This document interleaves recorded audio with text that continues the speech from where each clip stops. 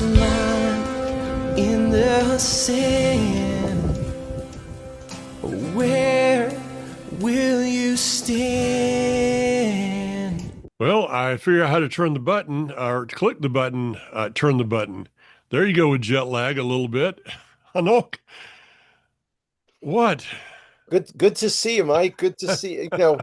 And I'm hoping you're getting some rest. No, no. Your ordeal once you landed in the US is just, that's Yeah, be nothing like 12 hours in an airport, 12 hours on a plane, and 14 hours in a car driving from Newark to North Carolina trying to beat a snowstorm.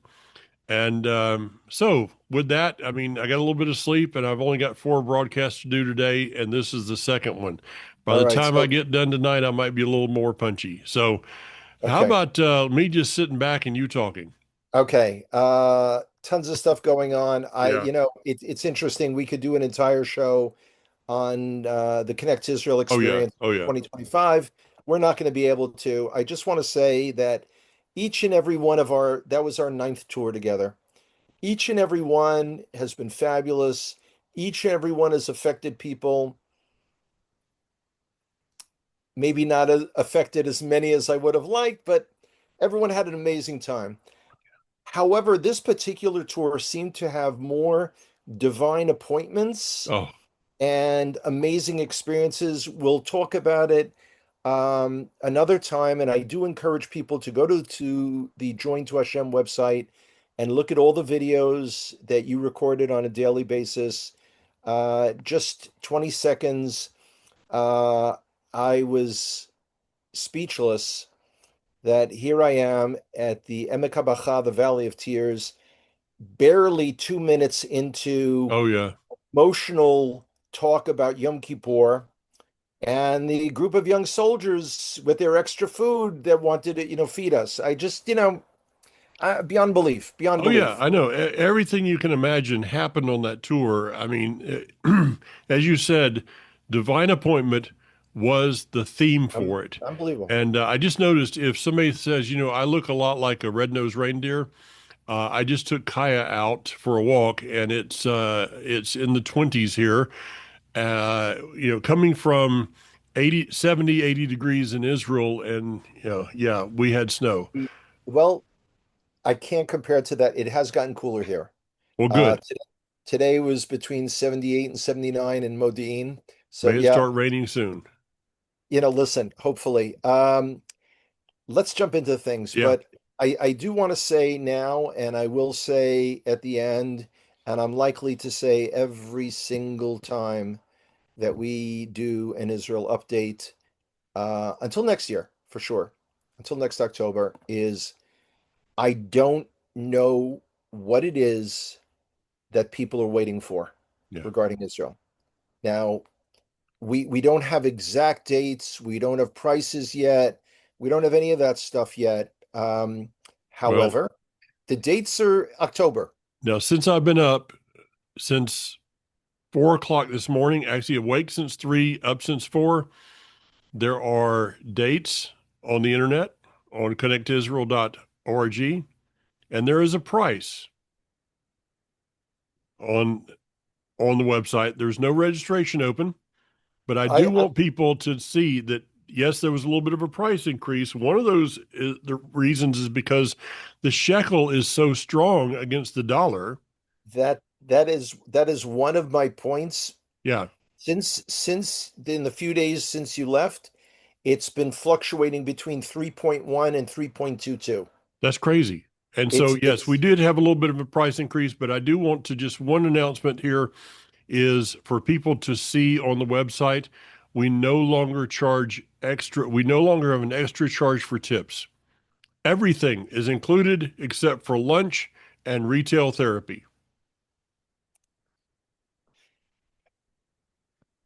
I hope you included all those things that I was taking notes on.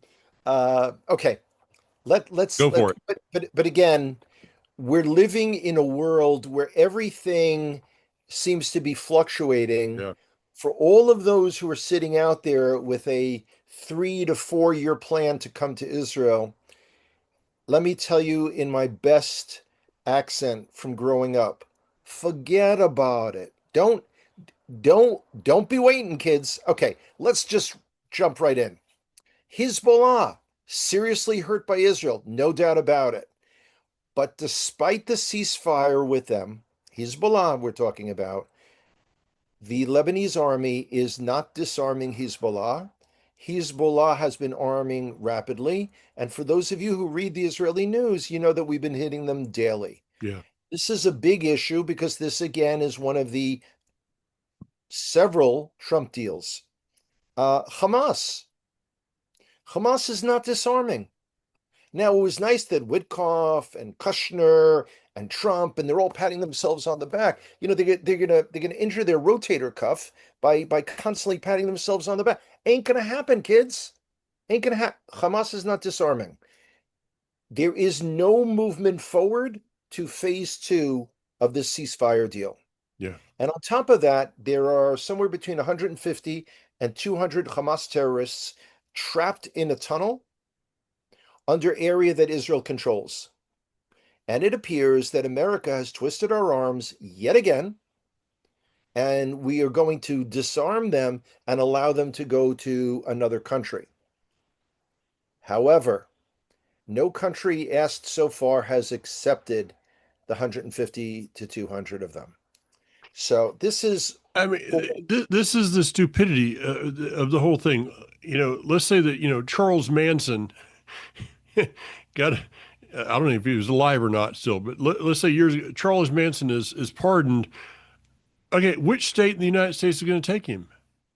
this is crazy. This is crazy. Okay, let's keep rolling. United Arab Emirates, you know, big friends of Trump, somewhat amenable to Israel, said, you know what? We're not sending peacekeepers, whatever, to Gaza. No one is volunteering for that except for Turkey. Having armed Turkish troops on our border, major no bueno, guys. Yeah. Really big problem. Um, so the ceasefire appears to be collapsing, even though Trump and his staff keep saying, no, it's ceasefire. So the firing has ceased for now, but that's it.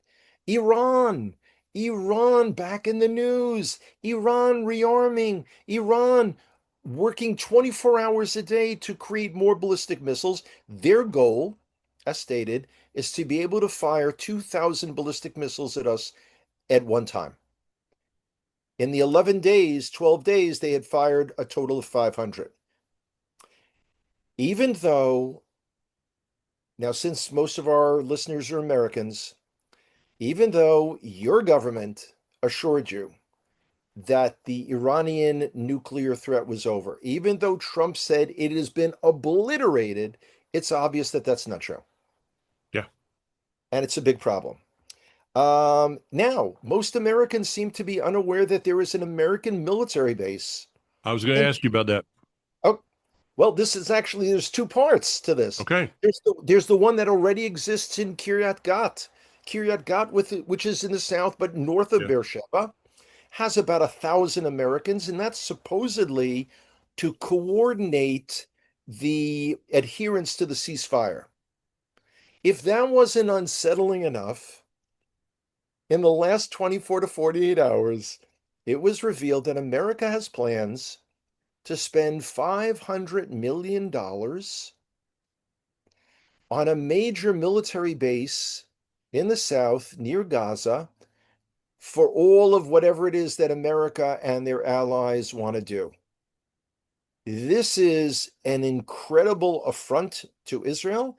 And you know, Mike, people like you and I have been talking about sovereignty in Yosh, in Judea and Samaria. We don't have sovereignty in the rest of Israel anymore. Yeah. It's a real problem. It's a real problem. In the meantime, Trump writes a letter formally requesting President Herzog to pardon Bibi Netanyahu. Talk about interference in another government. And again, remember, by the way, Israel has always said, we don't want Americans to defend us. We will defend ourselves. give us the support in the UN and in other bodies, and sell us weapons. And because again, the weapons are not gifts. When we get, like, let's say a $500 million you know million of aid for planes, we have to go to whoever's manufacturing the planes, Grumman, Lockheed Martin, whoever it is. Trump subsidizes America's industries through Israel. Okay, he's not the only one. Okay, this gets better. Let's keep rolling. The shekel we already discussed. Yep. Let's talk about Jew hatred. I don't know if anyone's noticed, but here it is. Not a single celebrity, not one, that had been calling for a ceasefire now. Not one has said a word. No. Because, as a friend of mine said the other day in a discussion about this, the Jew hatred genie is out of the bottle and it can't be put back in. No. And the issue isn't ceasefire, and no one in the Arab world is talking about two states. There's no, two states for two people. That's like ancient history. Mm-hmm. This is from the river to the sea. Yeah. And it is astounding as Israel is blocked out of various sporting events, World Gymnastics Championships, the farce that occurred in England the other day with playing football, soccer. Forgot I'm talking to Americans. Pardon me. It's shocking, and that's the lead up. That's the segue to the New York mayoral election. Now, when I started telling people, all those months ago, I remember that. people like, who are you talking about, and why does it matter? Trust me on this. This is, there are certain one-liners that I've come up with over the years. Some have worn better than others. Certainly, y'all got to stop making stuff up. Was never really appreciated, but I thought it was incredibly clever.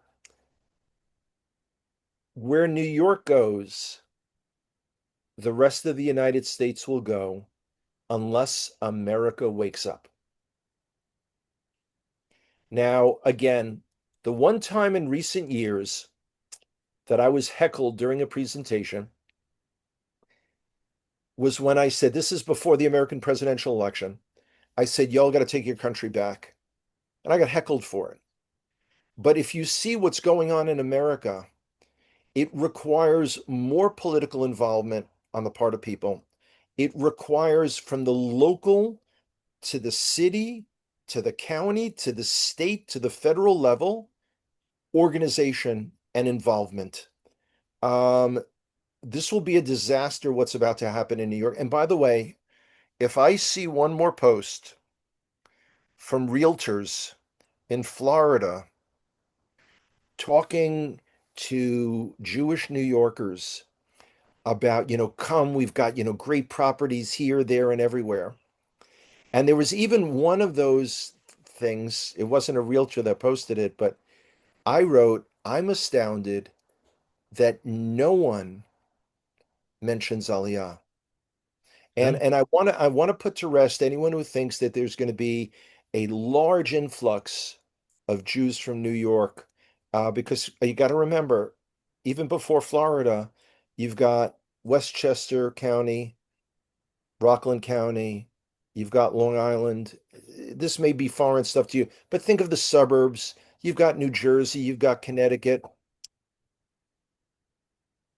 Aliyah is just not on the Jewish agenda.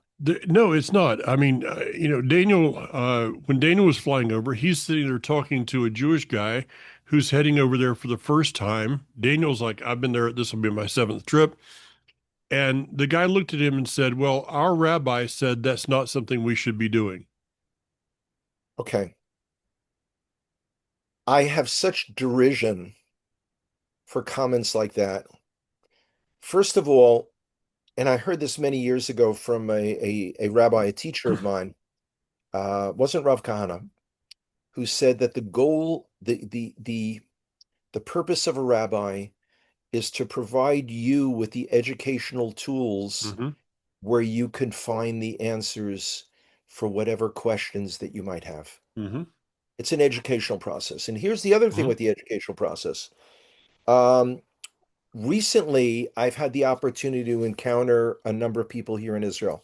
There's not a lot of tourism, but I've run into a bunch of people that I've known over the years. And whenever I've brought up the issue of Jew hatred on college campuses, shockingly, the response that I've gotten is, well, that's why people from our congregation don't go to colleges and universities. Now, there are a lot of issues with colleges and universities. Mike, you and I have had that conversation. But to sort of withdraw from the field and leave, in other words, that means that all the doctors and lawyers and dentists and nurses and physical therapists, everyone else that's getting in it, they're all exposed to what's going on. And it's also a sense of, well, it doesn't affect our community. People, are not coming around our congregation. They're not stopping our Davidic dance by yelling free, free Palestine. So we're okay. You're not okay. And this isn't a Jewish issue anymore because when they're finished with us, they're coming for y'all. This is Yeah. this is like Paul Revere. You They're know, coming. yeah, we used to talk about the two-state solution. Now we're talking about the final solution. Yeah. The final solution has been resurrected in our day, period. It, it is. I said to someone recently, I said it astounds me that there doesn't seem to be a Jew alive in New York City that was willing at Columbia, New York University, any of the schools willing to go and punch some jihadi in the face. Now, there's a viral clip going around of a guy who served in the IDF who was speaking in Canada, in Toronto, and all the jihadis came in and he physically pushed them, through the doorway. I mean, it's shocking to me. And for 2 years in particular, Mike, since the war started, I've been saying repeatedly, and this is something I know you agree with, that we're going through a sorting out period. Yeah. I think the period's actually been completed though. And that scares me because the results are not looking like anything that I had hoped they would. Yeah, this is Uh, kind of like I get the thought of my grandmother with the sifter, the flour yeah, sifter, yeah, and there's still some little granules of whatever yeah, flour on the yeah, sides. yeah. And so she's got to I kind got, of hit it on the, yeah, hit it with that's your, yeah, right. you got it. I We had the same remember that. grandmother. Yeah. Um, she got to hit it, and then so I really agree with you, Hunter, that for the most part, the sifting's been done. And there's just a little bit of residue on the sides of people that are trying to figure out, okay, well, wait a minute, where'd everybody go here? And so we're still in that process. And with that process, though, I tell you what, this was a different trip. I talked to, we went Yeah. out to take Daniel's luggage to him yesterday, and we were talking about this. And at Life Assembly, we're going to talk about it on Shabbat. The difference in this tour versus others, this, and I keep calling it tour because that's, I mean, that's what the spies were, as tourists. But this encounter, this experience we had, Yeah, I love the word experience. the Connect to Israel experience, which I think we will change Thank that. you. Thank you. Yeah, and I'll give you the credit. Okay, I That's got it. I got okay. it. I don't need the credit. It's It's just I have okay. to learn how to spell it with jet lag. So, um, Oh gosh, the Mike. Connect to Israel experience. We have always gone to different places Yeah, on these trips. always. We've always gone to places that other tours do not go. Yes. There was a marked difference. You and I haven't really had a lot of chance to talk yet, No. but there was a marked difference in this one. This was more about people and experience than it was about the land, the sites. Now we got the land, the Logistically sights enough, in. yeah, we did. This thing But was still, you're right. heavy on the experience, the You're absolutely right. emotions. I mean, I don't think that people in our group, I wasn't prepared for the emotional upheaval. I'm thinking, okay, we're going to the Valley of Tears. We're going to look at some tanks. We're going to, you're going to be talking about the 1973 Yom Kippur War. And all of a sudden, a bunch of IDF soldiers start bringing us desserts. Really? When does that happen? Uh, Everywhere we went Yeah. was like this. And when I got, when I dropped you guys off and picked up Daniel and Ruben, it actually took another level up.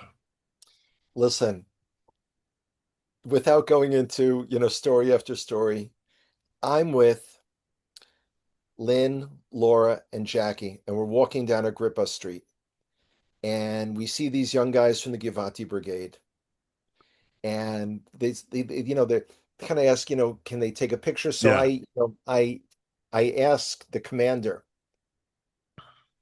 He smiled and he said, "Give me the camera. I'll take the picture." He calls all the guys together. And of course, you've seen the picture, you posted the picture. Yeah.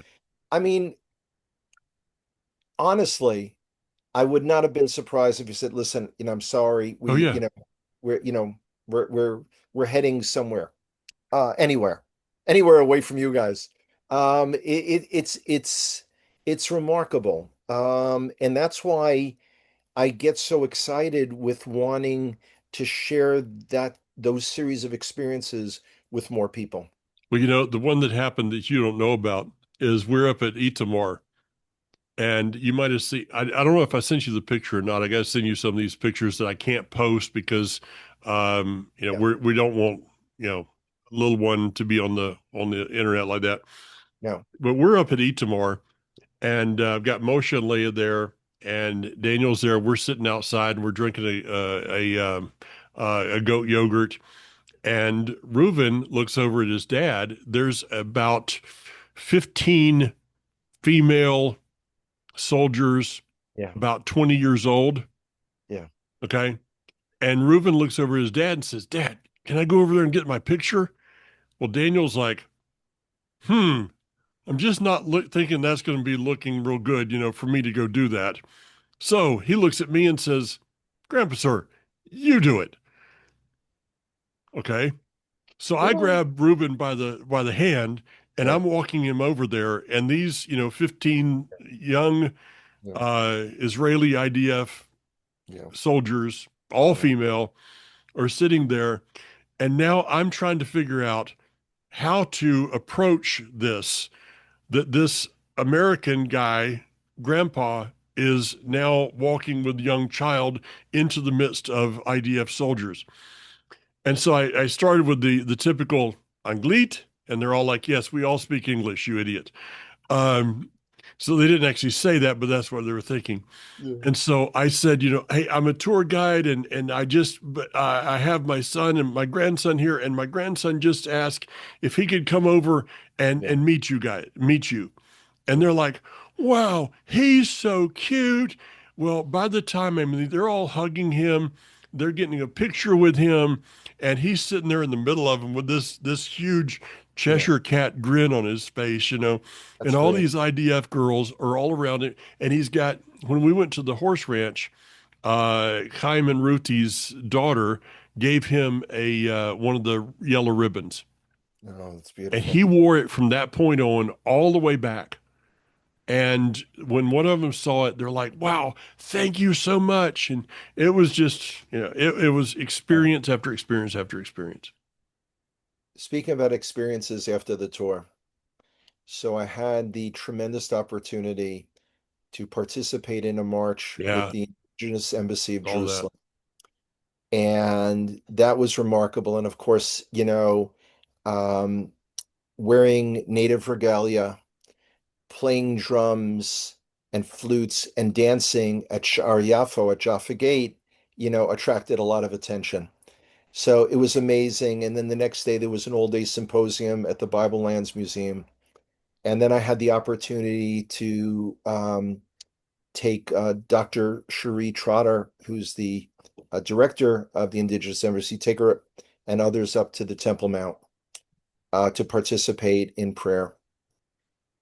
And I came up with an idea that I proposed, and it was well received. I don't know if we're going to be able to do it, but if you ever see this, you know where it came from. Okay. Okay. Is everyone familiar with the Maori people of New Zealand Oh yeah. who do a haka? Yeah. Yeah. Yeah. Haka on the har. Okay? Cool. I don't know if we could pull it off despite my friendships with the police, but to actually do that on the Harabayat, on the temple, um, it's a goal for next November. So with Hashem's help, we'll be able to. Um, but I do want to encourage people not only to plan for Israel, plan for the Connect to Israel experience, or if you yourself can't, whether it's age or perceived age or illness or family things, take some of that money and invest in someone, another person from your Yeah. group, a younger person perhaps, to have this experience. I want us to be able to go with a full group. Um, I mean, basically, people say, so Hanoch, ultimately, what is your goal? Not just with this tour, but in guiding in general. What do you do? I said, listen, you know, I have, minimal expectations. I want to change the entire world. And if it's one person at a time, then it's one person at a time. Um, I'm very nervous about traveling to, places like Franklin, North Carolina, in January because it's so cold. I really don't know. I'm nervous about that, but I'm willing to do it because I have so many friends that I need to share time with. Yeah.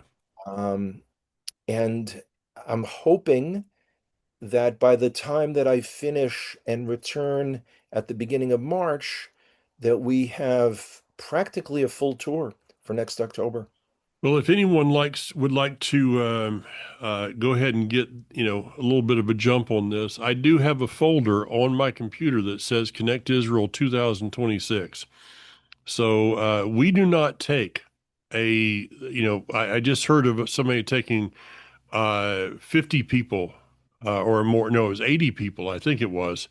That's a zoo. That's like being a part of the circus animals. We don't do that. So we're going to take about 25, 28 people, and that's pretty close to a maximum for us. Yeah, That way, we're able to get on and off the bus. The truth is that a bus may hold 52 people. It does not hold 52 people's luggage, no, especially when one of them's name is Lynn. I'll leave that and pay for that one later on. Or Kristen. So it doesn't hold that much luggage. So we're trying to keep the price down. We do not back off in service no, in any way. Our hotels are nice. They're comfortable, and we have the bus. We have everything. We're doing all of this, but we're not trying to make a fortune for ourselves. And that's right. why we can keep the price down, give the service that we desire, and you know, hopefully it works out in the end. Excuse me. Yeah, no, without a doubt. There's so much that people can be doing now. I don't want anyone to watch these Israel updates and just say, "Wow, this is crazy." It's like, "Oh, wow, this is crazy. I got to write a note to our senators. Oh, wow, this is crazy. I've got to bring up at the congregation next Shabbat that we need to be more organized and we need to reach out to the larger community and share information." I want to see action. Yeah, This yeah. is, I got to tell you one more thing on the trip, and like I said, people can send me an email. I'll put it in that list, and please, if you're going to send me an email, it's not like, well, I've always thought I'd try to save sometime. I need people that are actually, you believe that you're serious, Right. and you've made some preparations for this trip. But uh, I tell you, we went after, we went to Shiloh. I went there twice, and there has been over this last few years a lot about the red heifers. Um, and I watched the movie, and then the screen comes up, and there's these red heifers. After you've been on the Temple Mount and you've had three generations, myself, my son, my grandson, Yeah. that have been there together praying on the Temple Mount in the place that will Isaiah 56, amazing chapter, says Yep. that this will be a house of prayer for all nations. Yep. After you've been there, I don't want to minimalize, but Hanok, looking at red cows just really didn't mean much. And the fact that when I've said that to people, it's literally in one ear and it's flying out the other. And somebody asked me recently, it says, wow, it seems like your hobby is to bring different people up to the Temple Mount every week. And what's interesting is people have said, I've gone up, or I've tried to gone up and the police give me a hard time. I go up with a group and I say, hi, these are my friends. And like, sure, right through. Yeah, it was great. So in our day, everybody has a choice. You can watch Showing up. prophecy, or you can be prophecy. Yeah, Your choice. Plain and simple. absolutely. All I right, hate to man. be so agreeable. It's just, it goes against my grain. It Sorry. really does. More than most people actually know. That's absolutely true. All right. Mike, you get some rest, buddy. We'll Right. see you next week. Same bat time, same bat channel. You got it, Robin.